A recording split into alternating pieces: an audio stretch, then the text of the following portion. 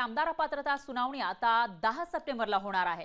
सरन्यायाधीश DY चंद्रचूड यांच्या खंडपीठासमोर ही सुनावणी आहे। तर गेल्या अनेक महिन्यांपासून अपात्रतेवर सुनावणी रखडलेली आहे आणि आता ही सुनावणी होणार असल्याची माहिती आहे। विधानसभा निवडणुकीआधी निकाल लागणार का याकडे राज्यातील सगळ्यांचं लक्ष लागलेलं आहे। तर शिवसेना आणि राष्ट्रवादी काँग्रेस आमदार अपात्रता प्रकरणाची सुनावणी ही 10 सप्टेंबरला होणार आहे। मुख्य न्यायमूर्ती सरन्यायाधीश धनंजय चंद्रचूड यांच्या पीठासमोर ही सुनावणी आहे। विधानसभा अध्यक्ष राहुल नार्वेकर यांनी एकनाथ शिंदे आणि अजित पवार यांच्यासोबत गेलेल्या आमदारांना पात्र न केल्यामुळे आता याचिका दाखल करण्यात आल्या। तर मागच्या अनेक महिन्यांपासून या याचिकांवर सुनावणी झालेली नाहीये, त्यामुळे आता 10 तारखेला सुनावणी होऊन विधानसभा निवडणुकीच्या आधी या प्रकरणाचा निकाल लागतो का याकडे हे चारही पक्ष जे सध्या झालेले आहेत, एकीकडे उद्धव ठाकरेंची शिवसेना, दुसरीकडे शिंदेंची शिवसेना, तर तिसरीकडे अजित पवारांची राष्ट्रवादी आणि चौथीकडे शरद पवारांची राष्ट्रवादी, या चारही पक्षांचे नेते, कार्यकर्ते, त्याचबरोबर राज्यभरातील जनतेचं लक्ष आता या सुनावणीकडे।